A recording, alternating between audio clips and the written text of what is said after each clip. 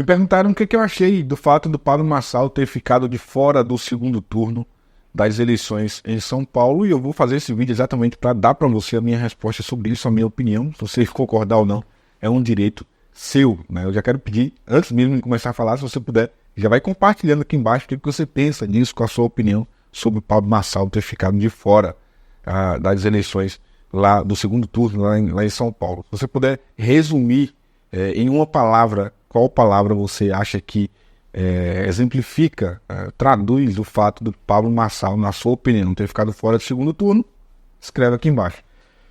Eu acompanhei desde o início, né, da campanha, lá no finalzinho de maio, quando ele começa a já se apresentar como candidato a prefeito de São Paulo. Fiz alguns vídeos depois do primeiro e segundo debate aqui, fui duramente criticado pelo meu posicionamento ao dizer que eu não achava que fosse justo ou coerente para alguém que se apresenta como um cristão, como evangélico, o único candidato que até então aparentava, né, apresentava ter chances reais de vencer as eleições em São Paulo, autodenominado evangélico, pelo menos até onde eu sei, foi o primeiro. O Pablo Marçal foi o primeiro a chegar nesse nível, né? E a gente viu claramente, até pela votação, que ele recebeu 1.700.000 votos. Foi uma votação extremamente expressiva.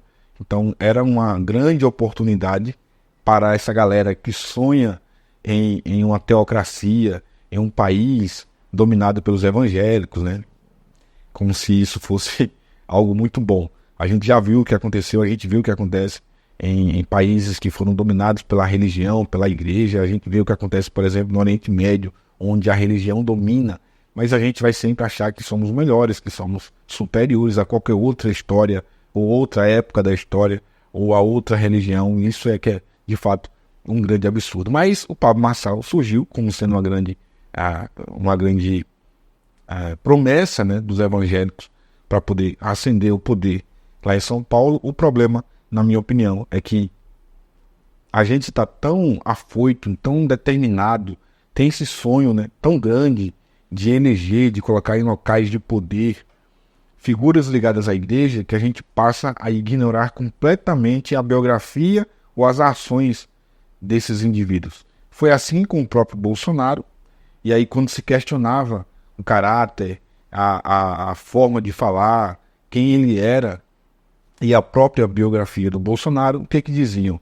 Nós não estamos elegendo um pastor, a gente não está escolhendo um papa, um padre, a gente está escolhendo um presidente da república. E mais recentemente, quando o pastor Silas Malafaia fez diversas críticas ao Pablo Marçal, à biografia do Pablo Marçal, o pastor Marco Feliciano disse a mesma coisa. Nós não estamos escolhendo um prefeito, nós não estamos escolhendo um pastor para São Paulo, nós estamos escolhendo um prefeito. Usou o mesmo argumento, né? Então, vamos esquecer tudo o que ele é, vamos esquecer o caráter dele e toda a sua biografia, porque não é um pastor que a gente está escolhendo. Nós estamos votando em um homem. Ora, eu vou colocar para ser prefeito de uma cidade tão importante quanto São Paulo, eu vou escolher para ser governador, para ser presidente de uma nação, alguém que não tem um bom caráter, alguém que não tem uma boa biografia. Foi isso que foi dito durante as eleições presidenciais anteriores, para defender que o evangélico poderia e deveria votar no Bolsonaro. Esse é um argumento perfeito, né? Quando alguém questionava, mas cara, o cara já casou tantas vezes. Não, irmão, mas eu não estou escolhendo um pastor, não. Estou escolhendo um presidente. O próprio pastor dizia isso para as ovelhas. E as ovelhas compraram essa ideia maluca e foram lá e votaram. Deu no que deu. Deu exatamente no que deu. Agora, para convencer o evangélico a votar no Pablo Marçal, o discurso era exatamente igual. Ah, mas o Pablo Marçal já foi condenado por fraudar computador e fraudar idosos para roubar aposentadorias e pensões e etc., junto com uma quadrilha. Não, mas isso é besteira. A gente não está escolhendo aqui um padre, um pastor, um clérigo. Não, a gente está escolhendo um prefeito. Ah, mas o cara colocou em risco a vida de 32 pessoas no Pico do Mar. Ah, besteira. Aquilo ali é um aventureiro que quer fazer uma aventura. A gente não está escolhendo aqui um pastor, não, é um prefeito. Entende? Ah, mas o cara prometeu 350 casas lá em Angola, depois de tantos anos só entregou 30. E o que ele fez com o dinheiro? Milhões que foram arrecadados, inclusive muito dinheiro foi enviado para ONGs ligadas a bicheiros. Ele fez isso. Não, mas a gente não está escolhendo aqui um pastor. O argumento era sempre o mesmo. Então vamos votar no Marçal. Por que vamos votar no Marçal? Porque ele se diz cristão. Essa era sempre a jogada, porque ele ora, porque ele vai para a igreja. E eu sempre questionei, cara, vale tudo? A gente tem que votar no cara só porque o cara se diz evangélico? E o cara que é evangélico, que está querendo ser prefeito, ele pode fazer qualquer coisa para assumir o poder? Ele usou de uma estratégia que eu acho que é extremamente diabólica, demoníaca. Eu não estou usando aqui para espiritualizar, não. É só para... Você sabe que eu não gosto desse tipo de situação, né? De ficar tentando espiritualizar, de trazer teorias apocalípticas, como fazem alguns aqui na internet. Mas a postura dele foi completamente diabólica. Ele participou de um debate, de uma série de debates, melhor dizendo, onde a estratégia dele para se destacar era sempre desonrar as pessoas, sempre tratar mal as pessoas, sempre colocar as pessoas como sendo, sabe, objetos, sem qualquer respeito. E aí eu vou fazer só um paralelo. Claro que nunca se elegeu para presidente, mas esse é um paralelo interessante. Enéas, pra você ter ideia, ele nem passava do tempo durante a sua fala, durante qualquer debate que participava. Cronometrava e dizia 1 minuto e meio, ele terminava 1 minuto e 29. Ele sempre terminava em cima. Só para você ver como que ele respeitava os seus colegas que estavam debatendo com ele. Nunca partiu para o ataque de forma nenhuma, como fez reiteradas vezes o Marçal, de forma baixa, de forma até criminosa algumas vezes. Mas esse era o personagem que a igreja evangélica lá de São Paulo decidiu abraçar. E de lá foi para o país inteiro.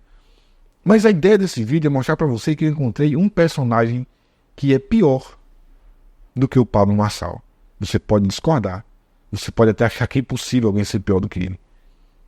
Mas eu encontrei alguém que é pior e tão perigoso quanto o Pablo Marçal. Eu vou te contar já já. Vou já te falar quem é o personagem que eu encontrei. E que a gente precisa ficar de olho nele.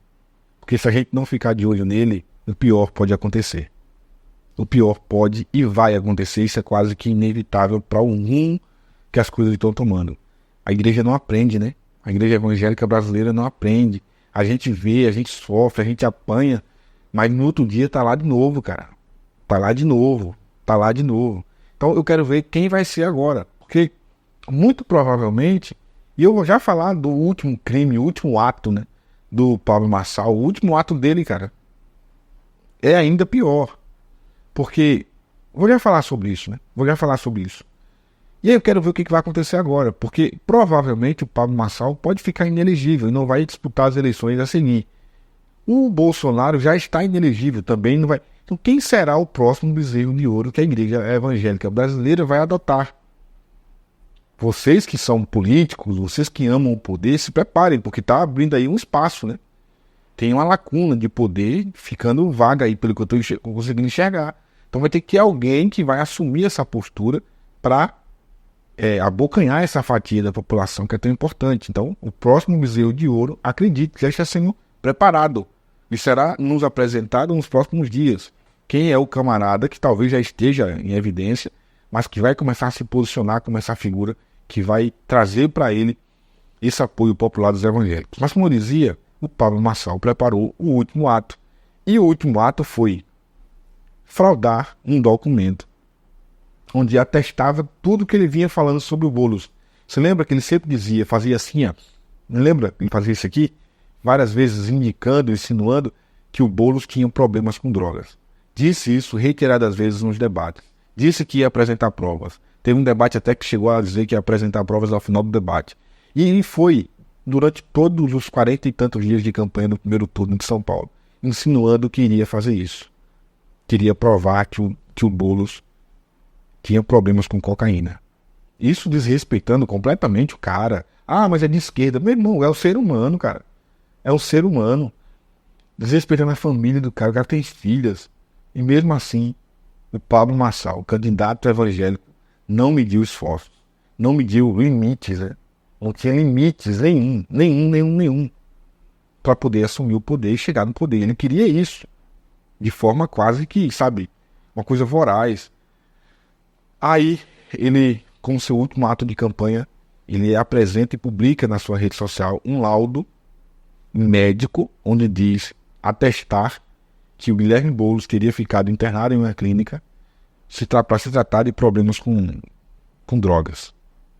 Pouco tempo depois, poucas horas depois, se descobre que é tudo uma grande farsa, que o laudo era falso, que o médico que assinava o laudo lá nem era a assinatura dele, fraudou uma assinatura, o cara já tinha morrido. Meu irmão, uma série de complicações que esse camarada trouxe para a vida dele a partir dessa publicação. Mas ele imaginava que isso seria o suficiente para ganhar as eleições, para virar o jogo e colocar o Boulos, colocar ele numa situação em que ele comprovava tudo o que ele vinha falando sobre Guilherme Boulos. Lembra que o Bolsonaro também fez isso muitas vezes?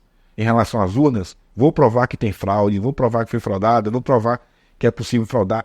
E diversas vezes apresentou, inclusive fez uma, além daquele episódio com os embaixadores, ele fez uma live onde ele prometeu que iria apresentar as provas contundentes finais de que havia fraude nas eleições. Trouxe um argentino, o cara fez aquele teatro todo, não provou absolutamente nada. O que ganhou foi a inelegibilidade.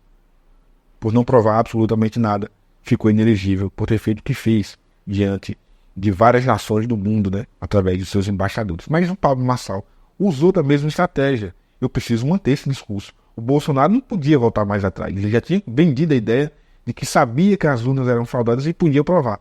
A mesma coisa o Pablo Marçal. Então ele imaginou, se eu provar agora que de fato tem esse laudo, vai ter pouco tempo para conseguir reverter.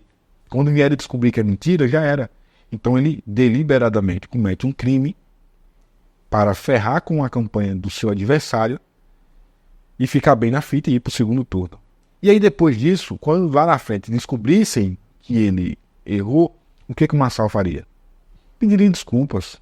Ele faz isso muito bem, né? Fez isso com a Tabata ao insinuar que o pai dela tirou a própria vida por causa dela, que ela é culpada na morte do pai. Depois ele vai lá no debate e fala, não, mas o cara quis dizer, me desculpe, eu errei com você e pronto.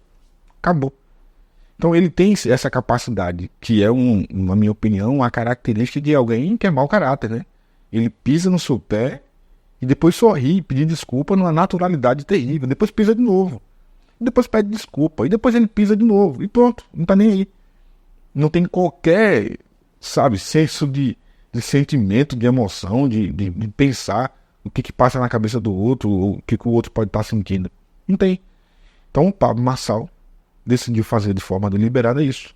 Contratou um camarada, amigo dele, um dono de uma clínica, já foi condenado, já foi preso, desvio de milhões e milhões de reais à saúde lá em Cajamar. Um camarada, inclusive, que pagava, segundo a Polícia Federal, investigou o aluguel da igreja AD Alfa, que é a igreja da Cassiane e do Jairinho. As ambulâncias, que ele foi envolvido em fraude de ambulâncias, ficavam na garagem da igreja. Carros de luxo que ele tinha ficavam na garagem da igreja AD Alfa, onde ele era presbítero. Esse Luiz Teixeira, pesquisa sobre isso, o Chico Gospel já publicou sobre isso. Então esse mesmo camarada, que inclusive comprou diploma de médico, não é médico nada disso, é amigo do Pablo Marçal. O Pablo Marçal recorre a ele e ele faz esse laudo fraudulento, sabendo que depois ia ser descoberto, mas a ideia era que isso demorasse a ser descoberto. Mas, irmão, no mesmo dia, poucas horas, a Folha publica e aí todo mundo começa a investigar e descobre que sim, o laudo era falso. Então, o Pablo Marçal, o bezerro de ouro da igreja evangélica, ele decidiu, de forma deliberada, cometer um crime contra outra pessoa, expor de forma mentirosa outra pessoa. Isso é uma coisa tão absurda, mas as pessoas parecem que não perceberam, não entenderam o nível da gravidade do que ele fez. Não conseguiram entender, porque pela retórica, porque é isso aqui, porque fala bem, porque é bilionário, ele não precisa disso. Olha esse comentário aqui, olha que comentário eu vi num vídeo que a gente publicou agora há pouco sobre quem ganhou e quem perdeu as eleições. A pessoa escreveu o seguinte: Pablo Marçal fez tudo de caso pensado. Ele queria desmascarar os políticos colocando fogo no parquinho. O atestado falso ele sabia com certeza e fez esse tumulto para sair de mansinho. Apenas queria reconhecimento, preparando para uma futura presidência. Até aí tem uma certa coerência. Mas a pessoa diz: Ele não queria ser prefeito. É inteligente o suficiente e não iria perder uma candidatura já aparentemente ganha.